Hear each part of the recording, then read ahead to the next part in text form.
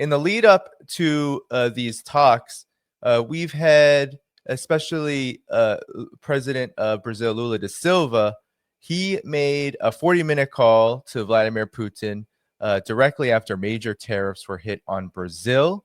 And I just want to play a video of his remarks in recent days regarding not only how BRICS should respond, but also what BRICS is going to be doing concretely to respond to Donald Trump's very aggressive economic war. Here we go. So we can discuss within BRICS the need for a trade currency among us in BRICS. And then do you back down? No, I don't back down because we need to test it. If it fails, then I was wrong. But someone would have to convince me I was wrong. So he's talking about the dollar. Then he says he's been speaking to everybody from Brazil, from China, Russia, even Europe. And he's going to say that he's going to hold together with BRICS a teleconference that's going to discuss what BRICS can do about not only improving the relations among all countries, but how they are affected by Trump's and the U.S.'s economic war. So, Ben, let's begin with this. How has Donald Trump's and the U.S.'s overall economic war on BRICS, how has it backfired? Because, the U.S. dollar started off the year in free fall. The first 6 months, it's in the worst shape in terms of its value to a basket of currencies since 1973. And I think you're a student of economics, Ben. You know what happened in 1973. There was a major economic crisis. So talk about overall how all of this is backfiring right now in such a major way. Yeah, you raised so many interesting points, and there are so many ways we could go at this discussion. I'll mention a few of the effects in brief summary, and then I'll go into more detail. So in short, what Donald Trump is doing is he's accelerating the decline of U.S. hegemony, which is something that we've seen declining over decades with the rise of China in particular, but also Russia and Iran and India. But Trump is just putting the pedal to the metal, accelerating this. He's also accelerating de-dollarization, which is ironic because Trump has constantly threatened countries that try to de-dollarize, that try to seek alternatives to the US dollar. But the more that he imposes sanctions and tariffs on countries around the world, the more he encourages them to seek alternatives to the US dollar. And this is why BRICS is trying to create new mechanisms for trade in their local currencies. They're investing in gold and other assets, and central banks around the world are dumping U.S. treasuries and buying gold. So that's also what Trump is doing. And he, ironically, the more he attacks BRICS, he's actually strengthening BRICS and making it clear why BRICS is so important, including among the weakest links within BRICS, like India. Now, India's current leader, Narendra Modi, the prime minister from the right-wing Hindu nationalist party, BJP, he was not one of the co-founders of BRICS. It was his predecessor from the center-left, kind of centrist Indian National Congress party that has its roots in the anti-colonial struggle going back to Nehru.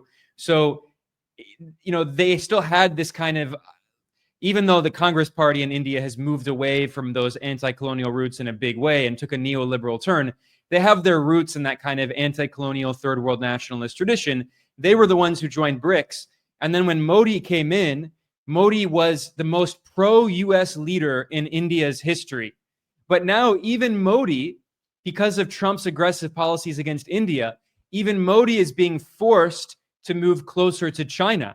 And, India and Russia have always had very good relations. So Trump is doing everything he can, ironically, to accelerate de-dollarization, to improve relations between India and China, after for years, U.S. presidents have tried to make a schism, a split in between India and China, and exacerbate those relations. And then now, of course, we have this Alaska meeting between Trump and Putin. Trump has been saying for months that he's going to try to divide China and Russia. He said in October, in an interview with Tucker Carlson, that he was convinced that he could divide China and Russia.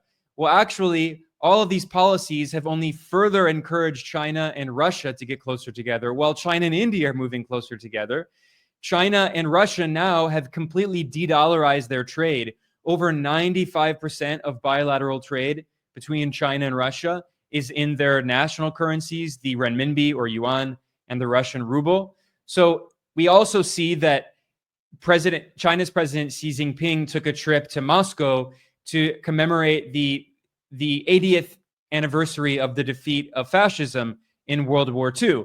And China and Russia released an extremely long joint statement, over 8,000 words when translated into English. And in that joint statement, they made it clear. They said, third parties will not influence our relations. They emphasized that Beijing and Moscow today have the closest relations they've ever had in history.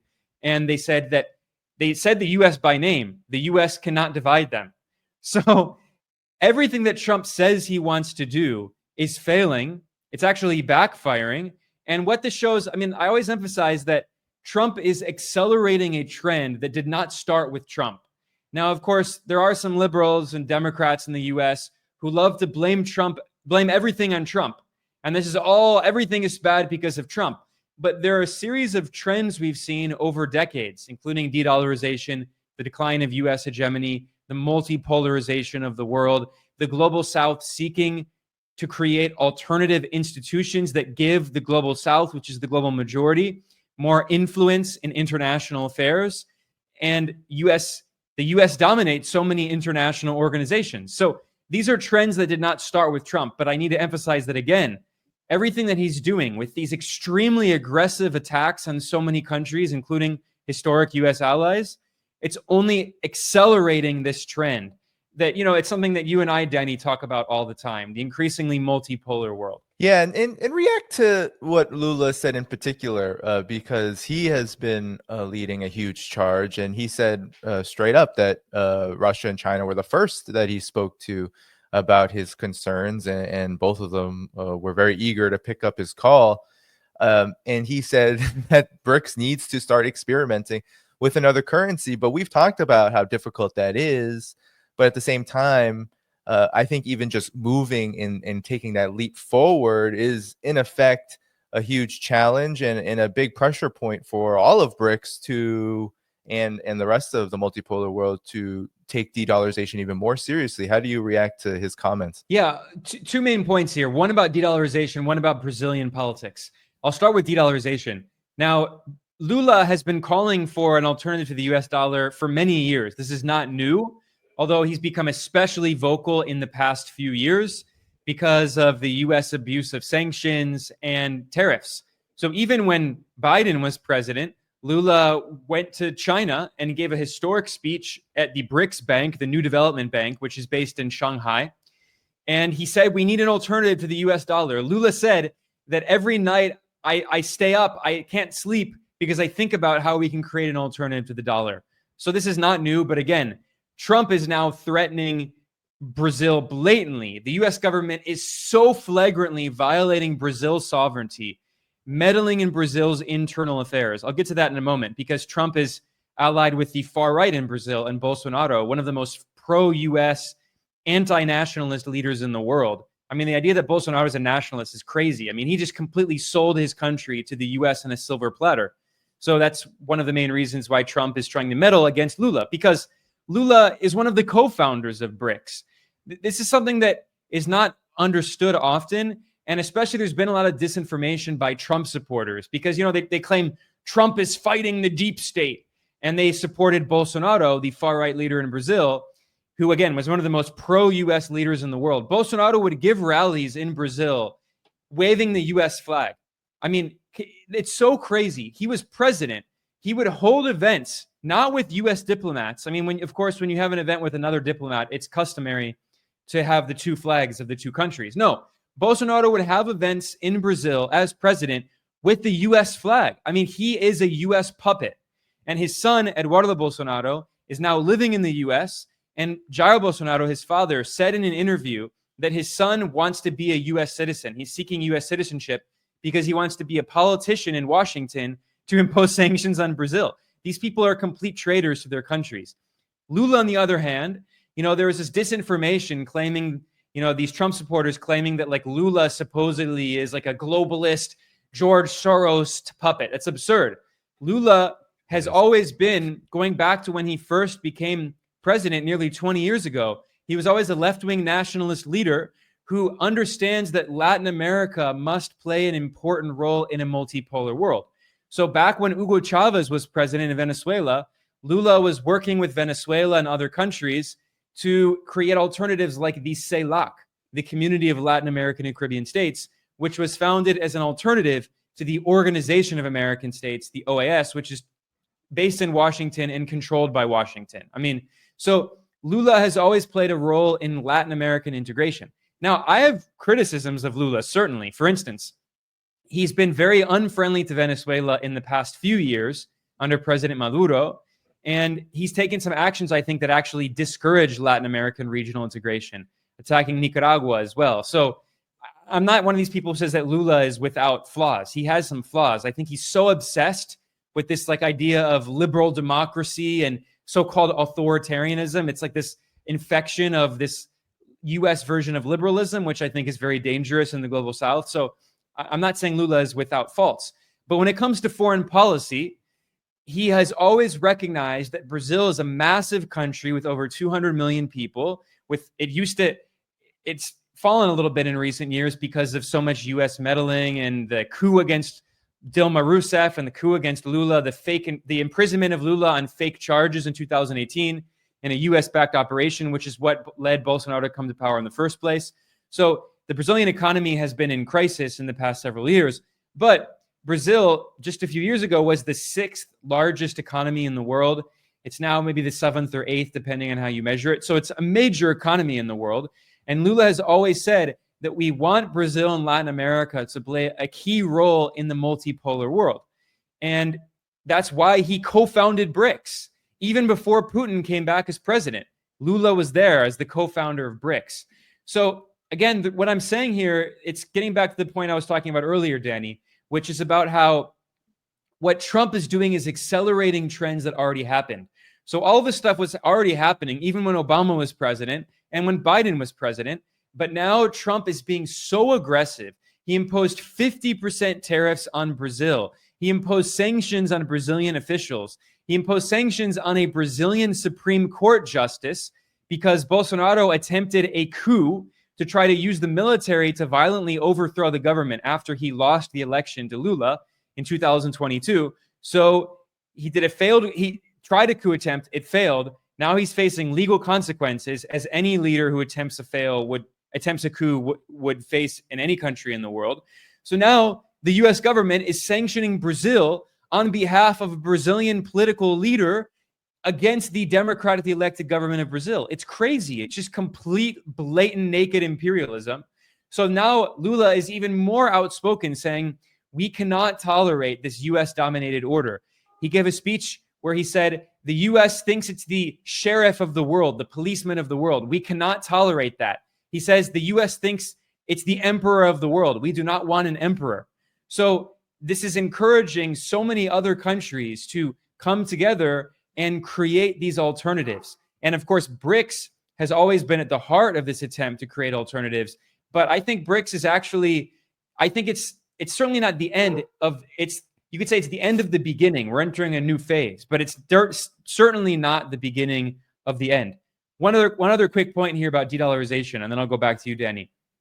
So Lula says he wants to create a new currency, for a reserve currency, to settle trade imbalances. Now, this has been talked about for many years. In fact, after the 2008 financial crisis in the US, which was started in Wall Street and devastated many economies around the world, the governor of China's central bank, the People's Bank of China, in 2009, gave a historic speech in which he also said that we need to reconsider the US dollar-dominated global financial system.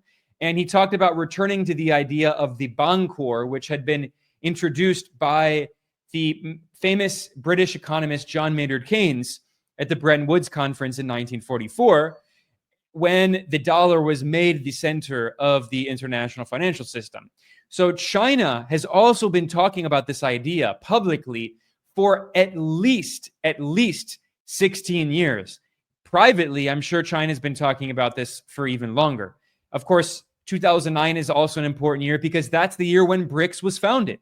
So again, all of these discussions have been going on for many years. But Trump has made it so urgent. And also, when Biden was president in 2022, the freezing of Russia's foreign assets, their foreign exchange reserves located in US and EU financial institutions, Russia had $300 billion worth of US assets and euro denominated assets. And the West stole that.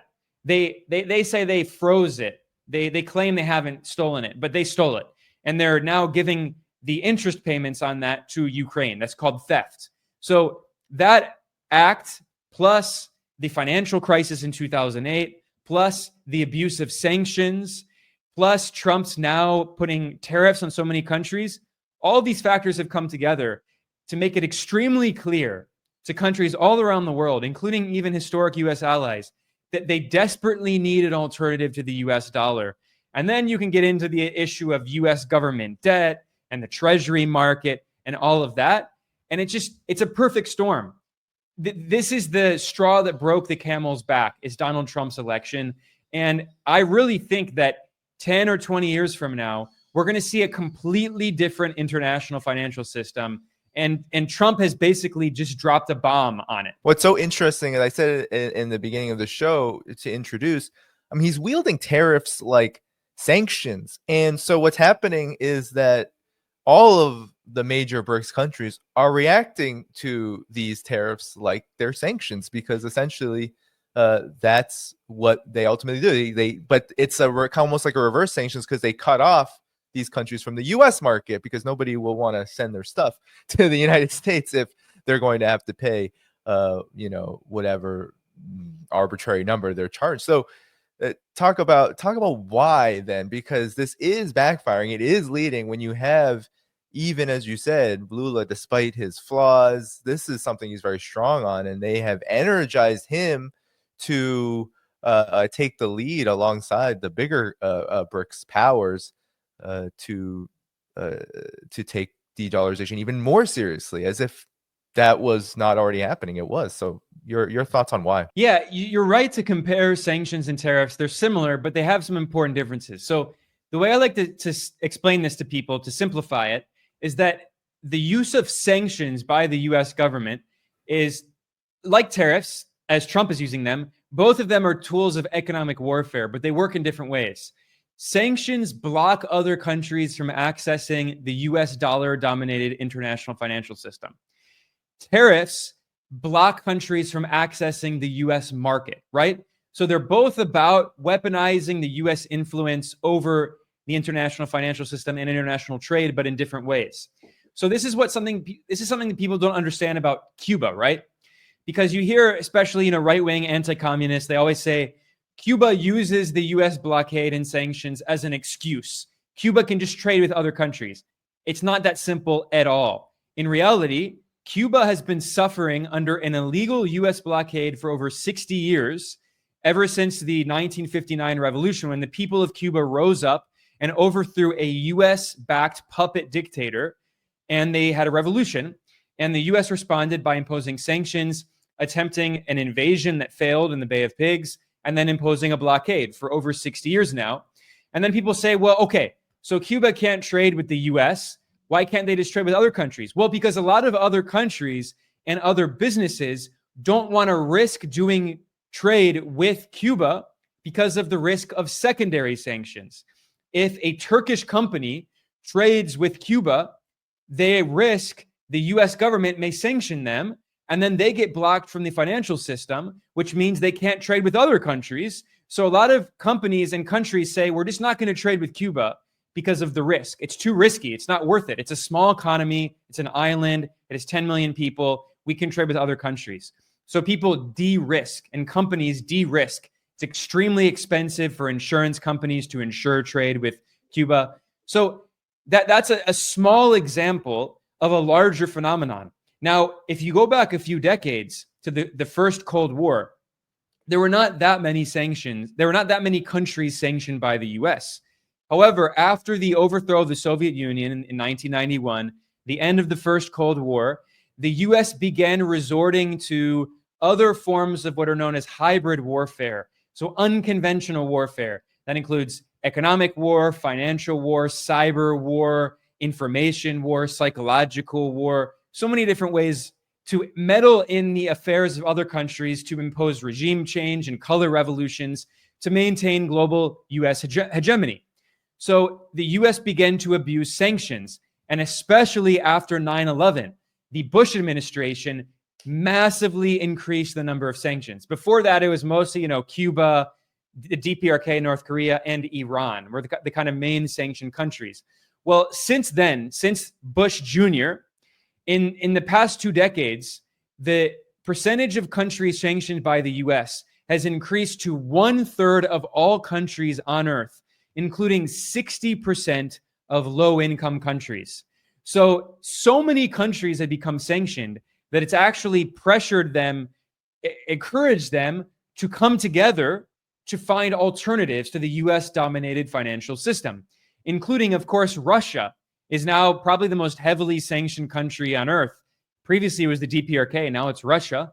And of course, Russia, what's different is that, the DPRK, Cuba, Iran, Venezuela, these are relatively small countries with relatively small economies. Russia is a major country, major power. It has a major economy. So the fact that Russia has been sanctioned now, and increasingly China as well, meant that China and Russia are working together with these smaller countries and smaller economies to create alternatives. China has developed its own interbank messaging system, the SIPS, which is growing every year. Russia has its own interbank messaging system. These are alternatives to the US dollar, the US dominated SWIFT system, which is based in Belgium, but the US has control over it. And the US has used sanctions, like I said, to block countries from accessing the international financial system, which the US designed. It's dominated by the US, and the dollar is the basis of that system. So that's sanctions. Tariffs are working in a similar way, but there are some significant differences. So another big part of the dollar system, the international financial system that was created by the US empire, it really goes back to the 1920s when we started seeing the shift away from the British pound sterling, which previously had been the global reserve currency. And starting in the 20s and into the 30s, the dollar replaced that, and especially after World War II, because the British economy was physically largely in ruins. So much of the capital stock was destroyed by World War II. The US was basically, excluding, Hawaii, the US was unscathed. So the US had the majority of the gold reserves, the monetary gold after World War II. It was the main industrial power because its main industrial competitors were destroyed in World War II. It was a major economic power. So the US designed the international financial system with its currency at the heart of that system, going against the proposal made by John Maynard Keynes, as I talked about earlier, which would be the Bond Corps, which was a proposal for a neutral global reserve assets, a neutral global reserve asset whose value would be based on a basket of different, there are different, the way Keynes promoted it and then the way that other people have made proposals, that the value of this hypothetical bond core could be based either on a basket of different commodities, important commodities for the global economy, or a basket of major currencies, which is the IMF actually has something similar called the special drawing rights, the SDR, but the US has used its veto power over the IMF to prevent the SDR from having more of an impact in international financial affairs, and also has prevented the basket of currencies upon which the bond core is based, preventing that from including other currencies. It only has a few major currencies. They did allow the Chinese renminbi, but the share of the renminbi in the basket is still very low. So the point is that the US still dominates this financial system that it created. It opposed Keynes's proposal, and instead the US designed the financial system with the dollar as the heart of that system. And so what we've seen is that the other part of this system, I talked about the financial system, the other part is trade. Now, how does trade fit into this? Well, after the US government took the dollar off of gold in 1971 in the Nixon shock under President Richard Nixon, previously, the way that the Bretton Woods system had worked is that the dollar was the global reserve currency, and all other major currencies were pegged to the US dollar at a fixed exchange rate, and the US dollar had a fixed exchange rate with gold at $35 per ounce of gold. So anywhere in the world, if you had $35, you could hypothetically exchange that for an ounce of gold.